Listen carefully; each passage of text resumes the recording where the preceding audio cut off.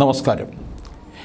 ഈ 18 വയസ്സ് തികഞ്ഞ ഏതൊരു ഇന്ത്യൻ പൗരനും ഇഷ്ടമുള്ള ആൾക്ക് വോട്ട് ചെയ്യാൻ അവകാശമുണ്ട്. അതാണല്ലോ ഒരു വ്യക്തിയുടെ സ്വാതന്ത്ര്യമെന്ന് പറയുന്നത്. എന്നാൽ കോട്ടിയ ഗ്രാമവാസികൾക്ക് അതിലപ്പുറമാണ് കാര്യങ്ങൾ.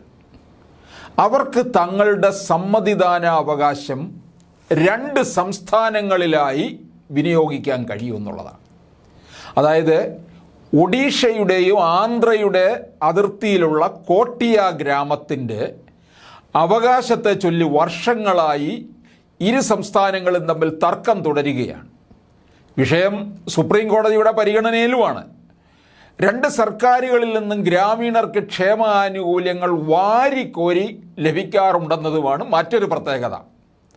ആന്ധ്രാപ്രദേശിലെ അരക്കു ലോക്സഭാ മണ്ഡലത്തിലും ഒഡീഷയിലെ കോരാപുട്ട് മണ്ഡലത്തിനും ഇടയിലാണ് കോട്ടിയ ഗ്രാമങ്ങൾ സ്ഥിതി ചെയ്യുന്നത്.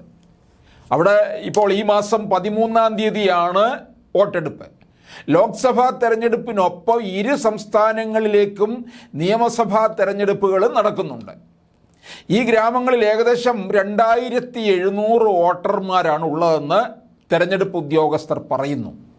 ഇവർക്ക് 2 സംസ്ഥാനങ്ങളിൽ നിന്നുള്ള വോട്ടർ ID കാർഡുകൾ ഉണ്ട്. ഇതിൻ്റെ അടിസ്ഥാനത്തിൽ 2 സംസ്ഥാനങ്ങളിൽ വോട്ടവകാശം രേഖപ്പെടുത്താം. വ്യത്യസ്ത തീയതികളിലാണ് തെരഞ്ഞെടുപ്പെങ്കിൽ അവർക്ക് ഇരുഭാഗത്ത് വോട്ട് ചെയ്യാൻ കഴിയുമെന്നും ഉദ്യോഗസ്ഥർ പറയുന്നു. തദ്ദേശ തെരഞ്ഞെടുപ്പിൽ ഗ്രാമീണരിൽ ഭൂരിഭാഗവും 2 സംസ്ഥാനങ്ങളിലുമായി വോട്ട് ചെയ്തതായി ഉദ്യോഗസ്ഥർ പറയുന്നു. സൗജന്യ വൈദ്യുതിയാണ് ആന്ധ്രയിൽ നിന്നുള്ള വാഗ്ദാനമെങ്കിൽ സൗജന്യമായി വീട് നൽകുമെന്നാണ് ഒഡീഷയിൽ നിന്നുള്ള വാഗ്ദാനമെന്ന് ഗ്രാമത്തിലെ വോട്ടർമാർ പറയുന്നുണ്ട്. ഗ്രാമീണർക്കായി 2 സ്കൂളുകളുണ്ട്. ഒന്ന് ആന്ധ്ര സർക്കാർ നിർമ്മിച്ചതും മറ്റേത് ഒഡീഷ സർക്കാർ നിർമ്മിച്ചതും.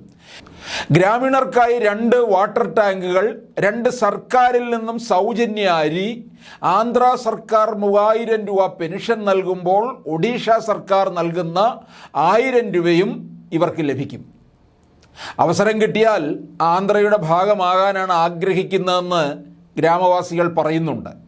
തദ്ദേശ തെരഞ്ഞെടുപ്പിൽ വോട്ടവകാശം വിനിയോഗിക്കാനെത്തിയ വോട്ടർമാരെ ഒഡീഷ പോലീസ് തടഞ്ഞതായി ഗ്രാമവാസി പറയുന്നുണ്ട്. ഗ്രാമവാസികൾക്ക് പരാതി ഉണ്ടെങ്കിൽ ഏത് പോലീസ് സ്റ്റേഷനെയും സമീപിക്കാനും അവസരമുണ്ട്. അപ്പോൾ പലതരത്തിലുള്ള സൗഭാഗ്യമാണ് ഈ ഗ്രാമത്തിലുള്ളവർ അനുഭവിക്കുന്നത്.